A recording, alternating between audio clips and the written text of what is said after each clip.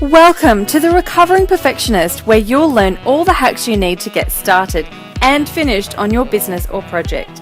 You'll connect with successful entrepreneurs who are in perfectionist rehab, unapologetically experimenting and balancing life, business, family, and me time. I'm your host and Chief Recovering Perfectionist, Claire Barton. Hey, it's Claire at The Recovering Perfectionist. Thanks for joining me today.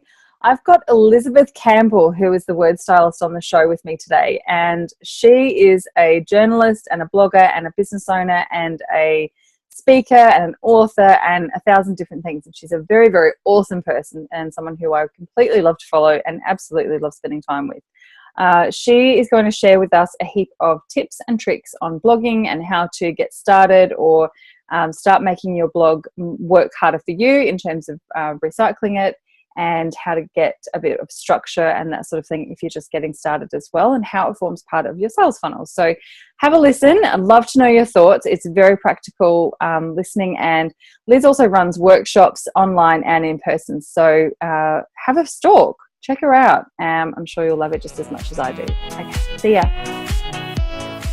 Hey everyone, it's Claire here, and I've got Elizabeth Campbell, who is the Word Stylist, with me on the show today. How you going, Liz? I'm so well, thank you. Thank you for having me, Claire. So great to have you on. So, Liz, you and I have known each other only for a few months, and the first time I think I came across you was at one of your amazing meetup networking events back in probably October or November in 2016. And I've come to a couple of events since then, and we've done a couple of other bits and pieces, including a workshop with Francesca Moy and Natasha Denman a couple of weeks ago that was absolutely amazing. And Liz, I've heard bits and pieces of your story, and I really love your style. I love your storytelling, and I'm definitely interested in sharing with our audience today a little bit about your processes and all of that sort of thing. But before we get stuck into that, maybe you can tell us a bit about who you are and what you do, a bit about your business and your background, and all of that to get started.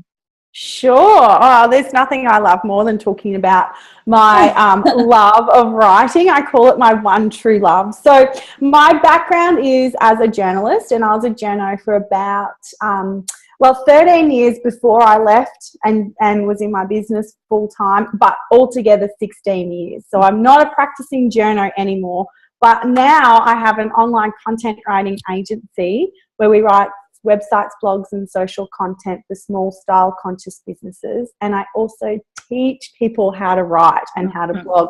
And that's my favorite thing in the world. I just love it. I couldn't think of anything more that I'd rather be doing than either talking about blogging and writing or teaching it or doing my own writing. Doing it. Yeah. Yeah, I love it so much. So about, it was three years ago, I think now, maybe going into the fourth year. Must be going to 4 years ago. I had a nervous breakdown and pretty much had to leave the media. So it's a long-term career in the media is quite taxing on your mental health and also on your body, like with the stress and everything that comes with being a journo. Like you're deadline driven, you've got multiple daily deadlines. And there's also all of that horrible news that you're always surrounded with. And I loved it, and I always wanted to be a journo ever since I was 14 was when I was first published. And from then on, that's all I ever wanted to do.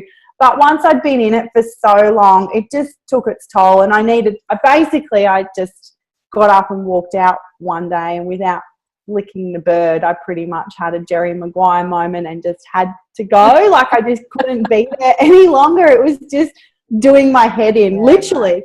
Yeah. So I took a week off just to sort out what I was going to do. And then I never went back then. Like I took the week of stress leave. I took all my holidays. I took all my sick pay. I did sick leave. I did everything I possibly could to get that month's notice that I had to give, so I never had to go back. And in that time, I'd already started my business on the side, but it was like maybe giving me about $500 a month. It was nothing crazy. I had a couple of little clients. I just called it my shoe money or my holiday money, because like I could buy beautiful sparkly shoes with that money. It was just extra cash, I had a full-time job and I didn't need it. But then I realized, okay, this was actually a really cool little niche that I'd found that not a lot of other journalists in particular were doing, but not really a lot of, like, there weren't any other online content writing agencies around. And I still don't think that there are. They're more marketing and PR, but we're different because we only do websites, blogs, and then I only do social for the people that we've done websites and blogs for, because I still love that writing side of it.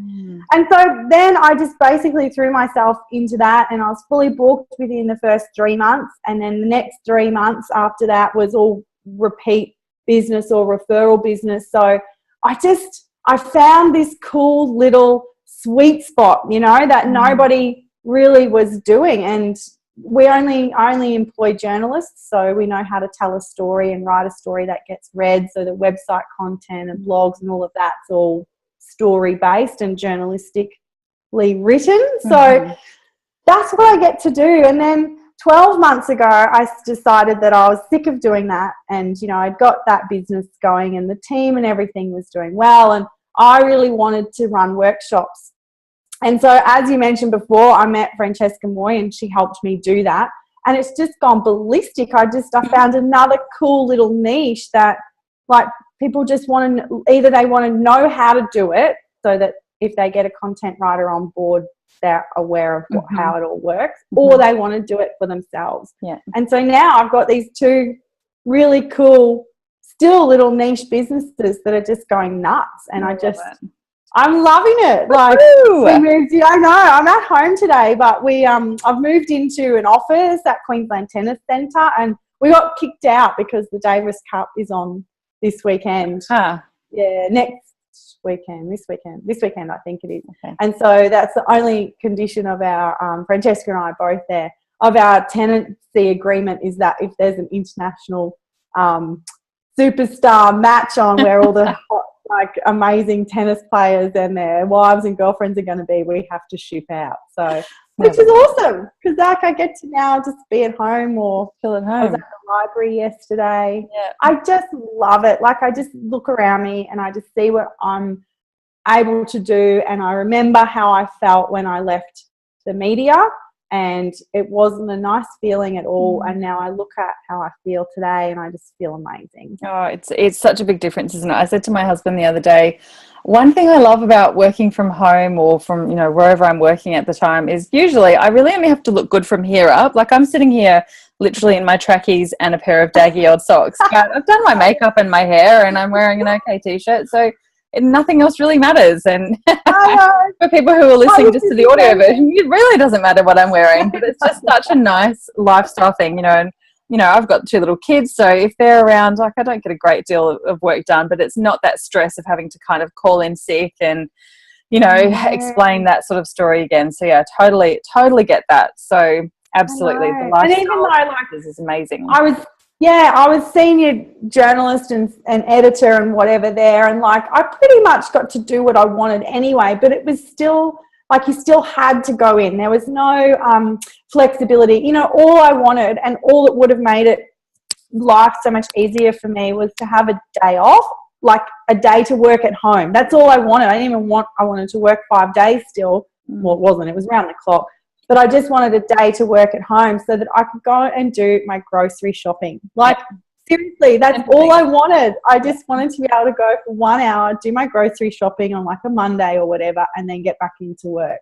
So now I get to design my own life. It's awesome. Yeah. Up you, corporate. Yeah. So, Liz, I obviously talk a lot about strategy and content strategy and social media strategy and all of that sort of thing. But where there's a bit of, I guess, that overlap is that you actually teach people how to write and how to style a blog. And I mean, blogs probably, I don't know, maybe when you started in journalism, that blogs weren't really a thing. Like, it was all kind of copy for printed magazines, newspapers, all that sort of thing.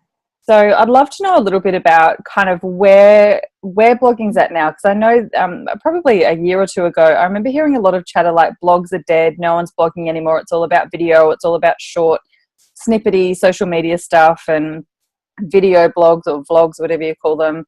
So I'd love to kind of, like, understand a little bit from you about and podcasting, obviously, but to understand a bit about the sort of the lay of the land and where blogging sits these days and where all that kind of copy kind of sits, especially from, you know, from the point of view of someone who's either just starting out in business, or maybe they're in more of an established business but they're making some changes.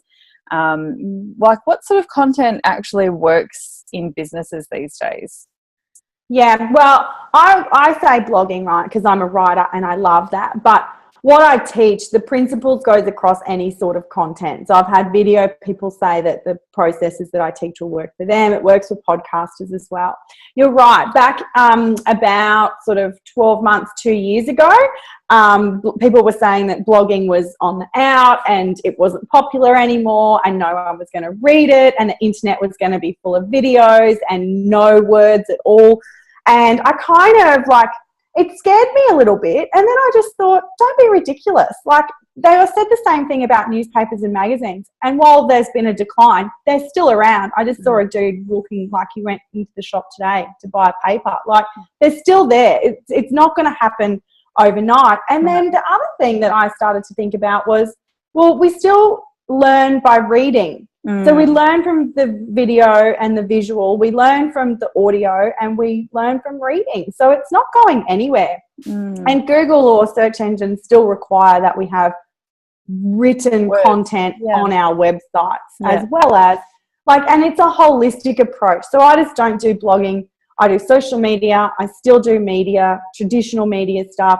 I do videos. I do lives. I do all of that. Like, a podcast has been something that I've wanted to do for a while as well, but it's sort of on the back burner a little bit as I get these workshops happening, like the speaking, all of it. It's a holistic approach, but I believe that blogging is important, especially if you're starting out, because you have your website, you have your blog on your website, and then you promote out to social media and other streams, which comes back to the website, so we can get people into our funnels through a downloadable, which is often it's a written word, like it's a 5 steps on or a how to or something like that, or a newsletter, which is still a written thing, you know. So and I think there's definitely a thing around something that's tangible, whether it's an actual printed book or printed paper or something like that, or if it's just like something that you can read that's got a bit of extra weight. And I guess there's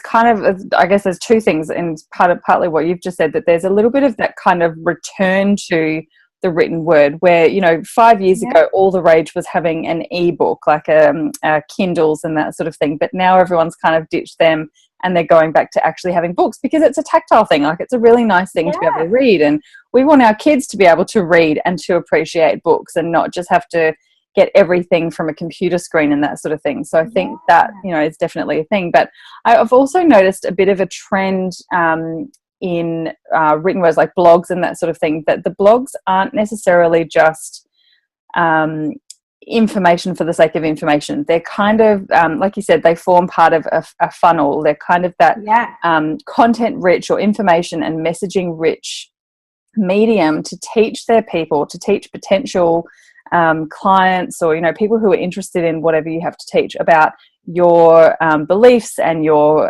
processes and your thought systems and all of that sort of thing, as well as whatever your craft is. And there is, like you said, it's often got a call to action, or it's often some sort of promotion, or whether it's like 5% promotion or 100% promotion on a thing. So you often get a freebie out of it, or you learn something. It's not just kind of like information to read about someone else's opinion on something. It's and a learning. We don't really like opinion. I always like talk about, you have a blogging formula, and you should blog weekly, right? That's when you'll get the best results from your readers, because they'll get to know you more quickly, and they'll get to, pretty much what we want to do is form a connection and a relationship with our words, our wow words, I call them, so that people fall in love with us and they want to keep coming back. They want to get our newsletters. They want to follow us on social media for all of the other wow words that we put out there, right? But it's sort of, you have to have a formula in being able to do that. Otherwise, it's too time consuming. So I always say, like, with the opinion piece, just do one a month. Like, we don't need to be shoving our opinions down people's throats, like, you know, left, right, and centre. That people get really put out by that. They don't like it. So I always say, like, in week 1, do a how-to. Week 2, make it a tips list, because they're the 2 most read blogs and most clicked on. Week 3, make it a client question, because people, if we're answering people's questions already, we seem to be really helpful, and they go, oh, I really like that chick because she's pretty much answering the question that I didn't even verbalize. It's just been in my brain. Yeah. And then like make one an opinion. But you really do, like you were saying before with the strategy, like you have to have a strategy. Like you can't just sit down and write a blog and just go, oh yeah, well, there's nothing behind it. Like there has to be a goal and a meaning to each piece, and that has to fall into your overarching marketing strategy. So if I can share mine with you, when I started this workshop business, I really didn't think anybody would come. I didn't think anybody would want to know about blogging or how to write or anything like that, and how wrong I was. So I've since taught nearly over 200 people now in that year. What I did was, because it was new, I just needed to get bums on seats. Like I had, as I said, no idea that anyone would want to do it. So that was my goal. Always, every time I sat down to write a piece of content, it was to somehow get someone to book from that blog into my workshop. And then the call to action then was always, if you want to know more about blogging or writing or these 5 steps or whatever, come to my workshop. Here's the link to book. But always fits into your marketing strategy, whether that's like, it's always to increase sales. One was to increase bums on seats. It might be to increase your database. It might just be to raise your profile. It might be to get more leads. It might be to get more 15-minute consults. Like whatever it is, that's the goal every single time. Might be to grow your Facebook group. I've heard of I guess it's a philosophy, and there's a book around it. I have not read the book, but I've heard of this book called Don't Make Me Think, and it's exactly about that sort of thing. So it's like, making it really easy for people to follow the steps to get to work with you and to get served by you, because that's what it's about. It's not, it's not about getting bums on seats for the sake of making money. Of course, that's part of your strategy, because that's why we're in business. But it's also like, if you want to know more, because this is really useful information, this is how you need to do, this is the next thing that you need to do. So I think that's really interesting. Always. Like a blog will help raise your profile. It will help get more leads, and it will help boost your business in a monetary sense. I guarantee that. I have no doubt. But the number one aim of any piece of content that we put out is to always help people. If it's helpful, then we can build a connection and trust really quickly, and then they'll like us. And that whole know, like, and trust thing, I like to just say, fall in love with us. They will really like us. They'll understand us. We'll be talking to our ideal target market. I call them my business bestie. We'll be talking to our business besties, and then we ask at the bottom of our blog in the call to action, we're like, okay, we've given you all this information now. Can I ask something of you? Please read this last sentence, and if you'd like to come, or download, or click here, or buy here, or whatever. So it's always about helping people first and foremost. Absolutely. So Liz, I hear people going, yeah, that's all well and good for you to sit down and write a blog a week, but I'm not a writer, you're a journalist, you know how to do it, it's easy for you, all of that sort of thing. So have you got some processes or tips or tricks or things to sort of help people get started if they've never written a blog before, or if it's been haphazard, sporadic, and not helpful and not really strategic? Like, how do people kind of get over that, I don't want to call myself a blogger, or I'm not a writer, or how do people kind of get started? It is a big issue, like people's confidence in putting their words out there. Like, they don't want to get any negative feedback, or they don't want to be seen as, they might say something wrong, or no one's going to agree with me. And I did the same thing. Like, it did take me a little while, and I just put out one here and there. But it doesn't work. You have to be weekly. And the way that you do that is to come up with your little plan. And it doesn't have to be anything crazy. Just come up with your formula, right? Like I said before, our 4 weeks, we have to say, and you guys can do whatever you like. You might do a story, you might do a pros and cons, you might do whatever. But I just, when I'm teaching people, say how to, week 1, week 2, numbered list, week 3, client question, and week 4, an opinion piece, or you might do a promo piece, or you might do the story, right? So then every month you know exactly what you're doing. So then you can start to put some topics in place. So in month 1, just say, I'll just go back to January because it's easy. January is goal setting. Everyone talks about goal setting. How does goal setting or planning fit into your business, or it doesn't fit into your business? Maybe you don't do goal setting or whatever, right? Then February, month of love. So how can you fit love and the word love, or relationships, or connection, or something like that, right? It doesn't have to be about Valentine's Day as such, but it can just be the theme. So then how are you then going to fit in, just say we go back to goal setting, a how-to on goal setting, a tips list on goal setting or planning, a client question that you might get asked around it. I get asked all the time about how do I fit in everything into my day, and I have a structured day. I do this, and this. Otherwise, I can't do it all. So I would write a blog about that, right? Because people would find that helpful.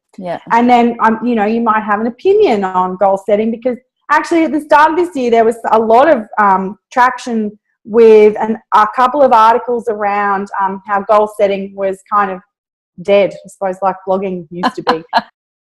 So then you've got your topics, right? So you know exactly what you're going to do. Then I always suggest actually blocking out. So I block out a whole day for the month, right? You would only just say, and you only want to give it 1 hour per blog and try and get that down. And you time yourself, and you'll get really good at it. You'll have a little competition with yourself. So you just block out half the day once a month on the first Monday of the month, and write all your blogs, do the pictures, schedule them, and be done with it, right? Or if you can't do that on a monthly basis, then do it on a weekly basis, and just schedule your 9 till 10 every Monday. You write your little blog, and that's it. Like you're going to go and get your pictures in your little plan. Have a think about what cool pictures you like, and you just write it all down. Just use a spreadsheet, put your topic in, put your how-to and your little headline and your picture image and whatever else. It doesn't have to be anything elaborate, right? So already you've got your little plan. You've scheduled some time for it.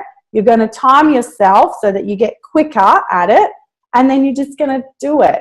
And you're going to put these beautiful words out there, and you're going to wow the heck out of people, because somebody out there, not just one, but a whole bunch of people want to read your content, right? And they will be your lovely business besties who will fall in love with you. You won't get the sort of feedback, the negative feedback that you think you're going to get. It just kind of doesn't happen. Like, it just, the whole time that I've been a journalist, I've got a few bits of hate mail and stuff like that, but that was like, I'm out there, you guys aren't journalists, so you're not going to get that. And then with a few blogs I've had in the whole, like, I think it's been 6 years that I've had the business from part-time to full-time, I've had 2 annoying trolls, and that's it, and they eventually go away. So you got them because you've got a profile, and it means exactly for all the people, for those 2 people who've said something negative, how many thousands of people have loved it and had the positive thing. It's almost like a sign of you've kind of made it once you've got a hater, because that there's enough people out there who actually are taking the time to respond to you to say that was crap and I hated it. You're like, woohoo!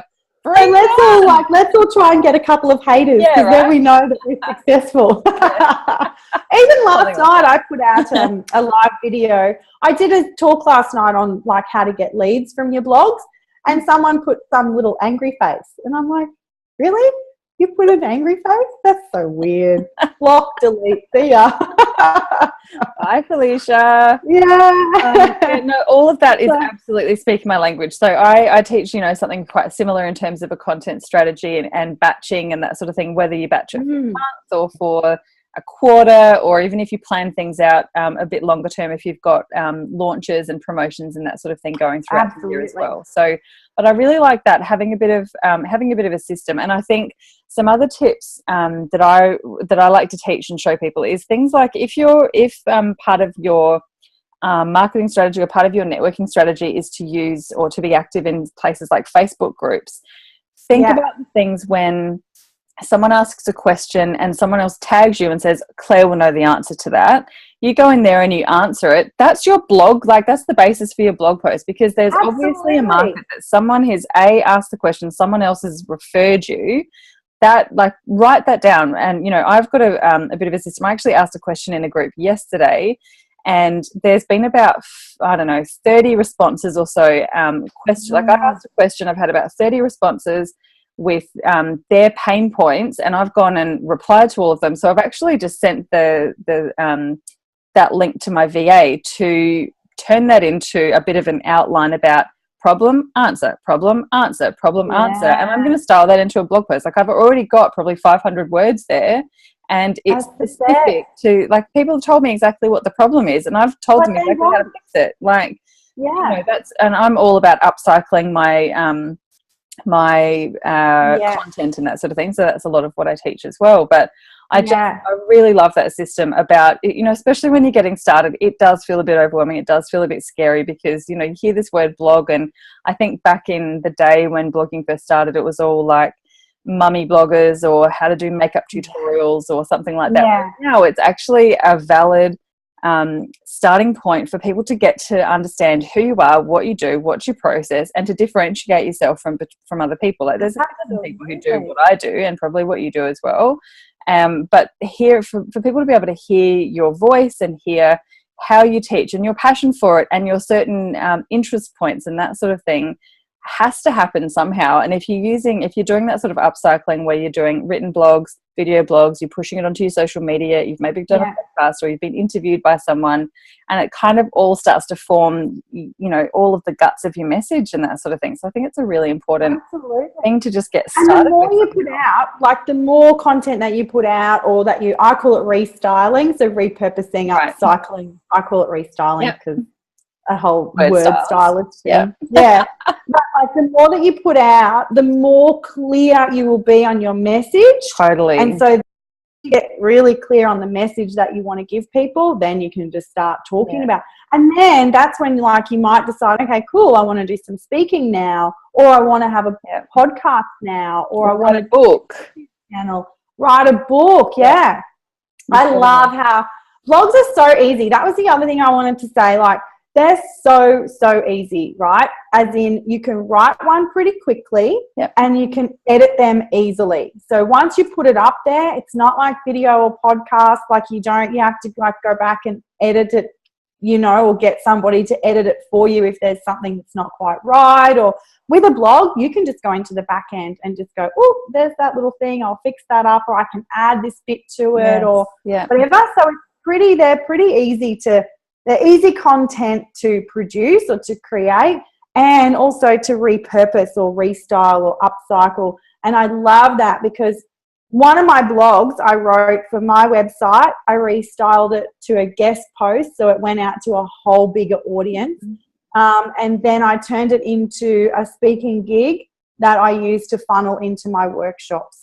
So this blog now has made me, God knows, I don't even know, I have to talk to my accountant about how much money it's actually, I should find that out specifically, because it's tens of thousands of dollars off one blog. So that, and so tell me, with regards to that, like, I know there's a couple of businesses out there, everyone knows, like Tara Gentile and gosh, I'm trying to think of everyone's names, like Amy Porterfield and you know, all those sort of people who, if you follow them on, like, some of these people I follow on Facebook, and I've got them to come up first in my newsfeed because I want to see what they're all about. And, like, every time I log onto Facebook, which is probably more often than I should, but every time I log onto Facebook, there's a thing from them. So maybe once or twice a day, they've got new content up there. But after you've sort of seen it for a couple of months, you know that they're sort of upcycling or restyling some of these things, and some of them literally are just scheduling the same stuff every couple of months. So you just, you know, it's capturing everyone, it's capturing new people and that sort of thing. So in one way, I think that's kind of clever, because social media moves so quickly. Like, a lot of people, I think only 1% of your followers might see a thing you put on Facebook. So in that on your fan page, you know, on your fan page. So if you don't have a heap of time, like, you can still have a lot of content kind of showing through your social media. If not, obviously you're not going to be changing it on your blog. But another thing I do, for instance, with my podcast, so for every episode I make 4 different social media shares. So there's, like, all right, today on the podcast, I'm speaking with Liz Campbell, and it's kind of, it's got the title and it's got the episode number, it's got your face. But then 2 months down the track, I've got a different hook, like a different sentence. Have you started blogging yet? And it'll lead back to this podcast. And then in 4 months' time, a different image with a different title that leads back to the same one. And then the same thing at 6 months. So it's kind of doing both things. It's recycling the same content, but it's also hooking, like maybe it's like attracting different people because it uses slightly different language, or it's asking a different question, or it's pinpointing a different part. So I think you can get really clever with that. So you don't have to, after you've been doing it for a while, if you're producing something weekly like a blog or a podcast, you can actually be, after 6 months of doing that, you actually got something like 20 pieces of content a week if you're being really smart about how you're scheduling it and recycling that sort of stuff.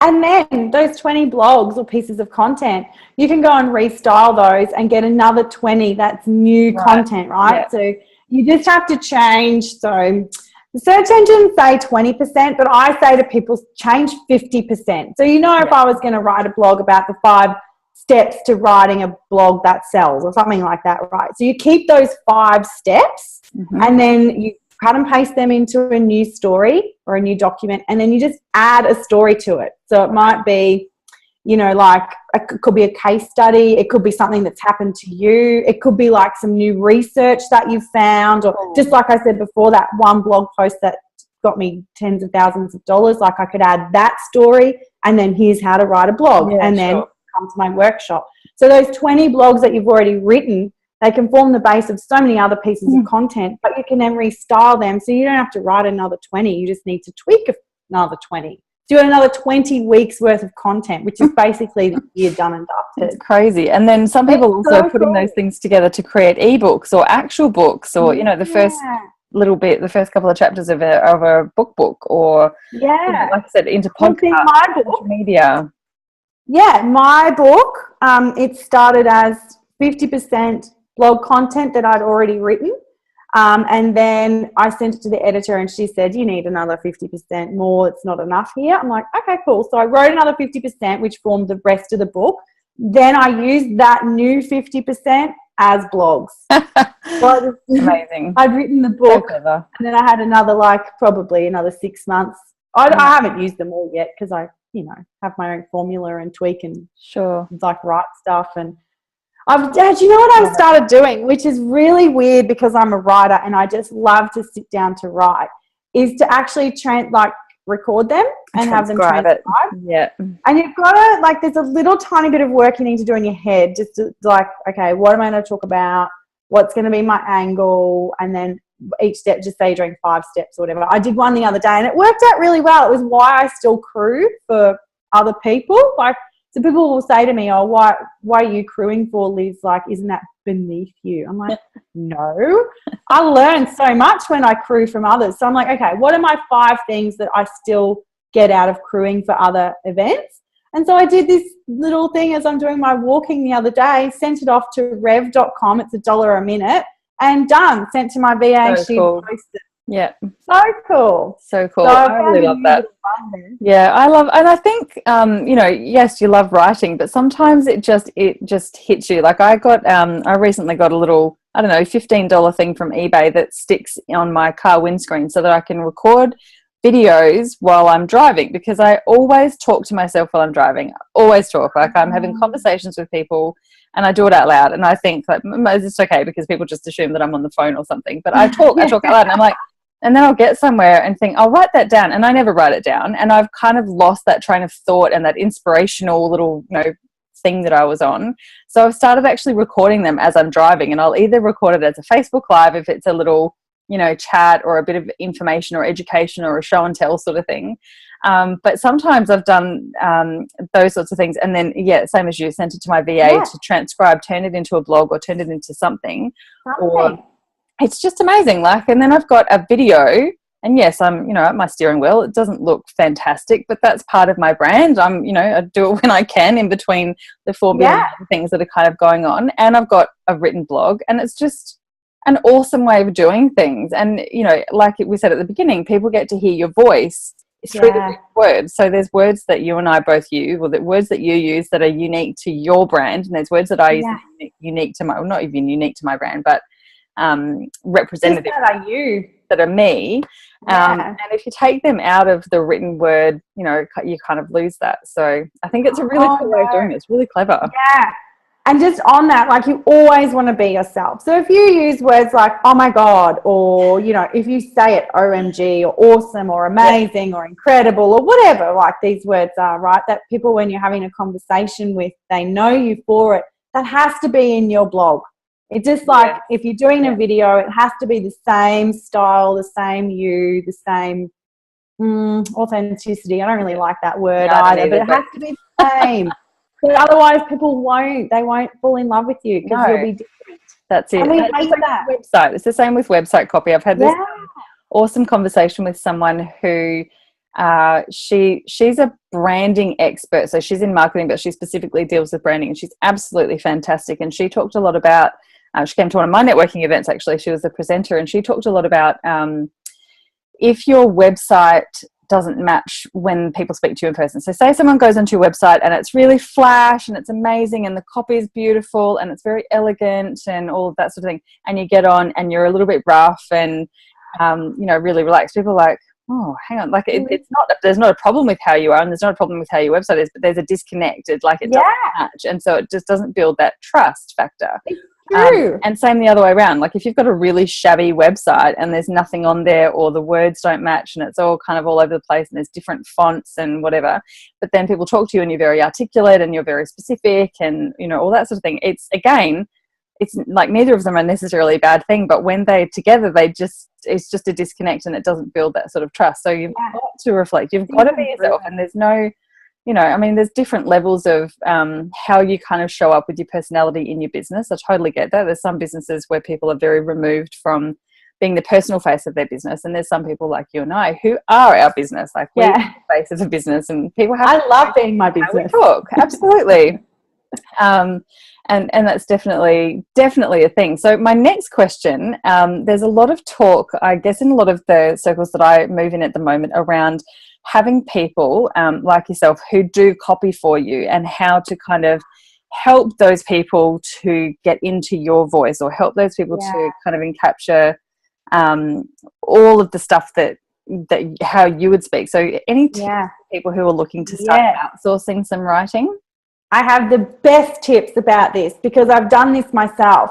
So you must, if you're going to outsource, because you outsource because you get too busy, right? And you want to be able to go and be either the face of your business or to get more business in. That's why we do that. Otherwise, we probably still try and do everything ourselves. So what I did was I told my VA, my social media manager, who's now my marketing manager pretty much, she had to go away and look at every single piece of content that I put out there. My blog, my website, my emails that I sent her, my videos. She had to be on my webinars. She had to, have a look at the sticky tickets for my workshops, like all of that, right? She had social media on my business page, across all my platforms, in my groups. She had to pretty much become me. So she had to find what I call the wow words, and she had to find my wow words. She had to discover them. She had to put them into a document, of which I call a lexicon, which is a vocabulary, a style guide pretty much. And so that she could then, so I use, oh my God, a lot. I use awesome and amazing, say, right? So she has to use those words so that it sounds like me. Like you're so if you have a look, and if you have a look now at pretty much all my social media accounts, I don't do at all, except my personal Facebook. In my groups, I don't do those unless I get in there and just, put something in that's random. All my promotion stuff is done by other people, but I still write some of the copy. So she does my newsletter, all of that. So she'll send it through and it sounds like me, but I just need to add a bit of stuff in there, and then I send it back to her. So she makes another note of what I've. So she knows when I get it's so crazy. When I get my newsletter through, she's been stalking me so much that she's like, oh, it's been like such a great, amazing month. I've been here, here, here, and here. And I'm like, oh my God, that's so true. I have been here, here, and here. So you basically, my best advice is to have your social media manager or your marketing manager or whatever it is, your VA, stalk you. They have to sign up to everything that you do, so that they can become you, because there is nothing worse than a disconnect. And you can see it. Like you could see in one person that I had, you could see when she got on and then when I got on, and they just weren't the same. And it's like, nah, this is not right. Like I need to now teach them to be a mini Liz. So you need to talk them and teach them how to be a mini you. Yes, awesome. And there's lots of different layers about that. And I also was talking a lot about outsourcing recently, and you've just got to find the right person who gets you and who has some alignment, whatever sort of feels good. And some people will find like an extension of their right hand, and some people will find someone who's actually their left hand but does all the stuff that they don't want to do, and everything in between. So you've kind of just got to have a bit of a play around with that. And that's true. That's a good way of looking at it. I hadn't really thought about that. I think most of my team are an extension of my right hand of me. Like pretty much, I want them to, because I am my brand. But then I have got other people that are like, I just hate doing admin stuff. I just hate it. So now I've got somebody that's doing that, and then I've got an assistant starting tomorrow, actually. So exciting. She's going to look after my inbox and just getting that stuff out, because it scares me. It's so crazy in there. But it's good. Love it. Awesome. Well, thank you so much, Liz. I think that's been really insightful and really interesting. You and I have obviously got a lot of overlap in terms of what we do and how we do it, and having some systems and tools and structure, I think, is probably what it comes down to for anyone who's starting or wanting to get a bit more consistent and wanting to really use blogging and content as part of their funnel, and have those calls to action and that sort of thing. So absolutely brilliant. Love your style. Of course I do, because you're the word stylist. That's totally so Liz, we'll put all the links in show notes, obviously, but how can people easiest or best get in touch with you or follow you and learn more about you and what you do?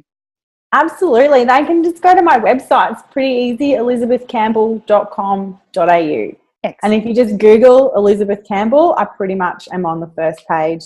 I've overtaken the opera singer. And I think there's online. Yeah.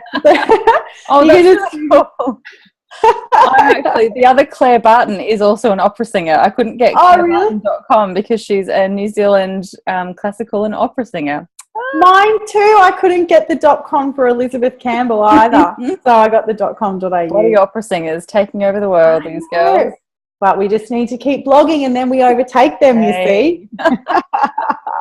Awesome. Thank you so much for having me, Claire. I really have had heaps of fun. As I said before, I love talking about this stuff. Excellent. And we love hearing about it. So thanks so much for coming on the show. All right, we'll talk to you soon. Thank you.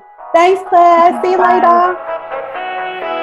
And that is absolutely it, my lovely. So I hope you've really enjoyed the episode. It was great fun recording that one, as it is with all of them. If you'd like to connect, I'd love to stay in touch with you. I have a beautiful Facebook group community at bit.ly/The Recovering Perfectionist Crew with all capital TRP and C. I have a massive goal this year to get 50,000 downloads on my podcast, and I've got a YouTube show as well. So I'd love for you to help me out if you can by either subscribing to the podcast on iTunes. So if you want to go over and do that now, that would be awesome. If you have a couple of favourite episodes, or if there's one favourite episode that you've really enjoyed, I would love you to share that with anyone who you think would get as much out of it as you have as well. And while you're in iTunes, if you can jump in and give it a review, that would be amazing. iTunes definitely helps out podcasts that have got some good ratings and reviews and some really interactive listeners. So I would really appreciate your help with getting to my goal of 50,000 in 2017. The show is also available over on YouTube. The links are always in the show notes, so you can head over there. So it's The Recovering Perfectionist on YouTube. There's a channel for that as well. So jump in and leave your comments. You can watch all of the episodes in video. So if you want to see what we look like and our crazy hand gestures and facial expressions and all of that sort of thing, absolutely jump in. You can subscribe to the YouTube channel show as well, and then you'll be kept up to date when there's some new episodes that come in there. So yeah, love your support. And if you want to shoot me an email, it's hello@clairebarton.com. clairebarton.com.au. Always happy to receive your emails and open up a conversation. All right, big love. I'll chat with you soon. Bye.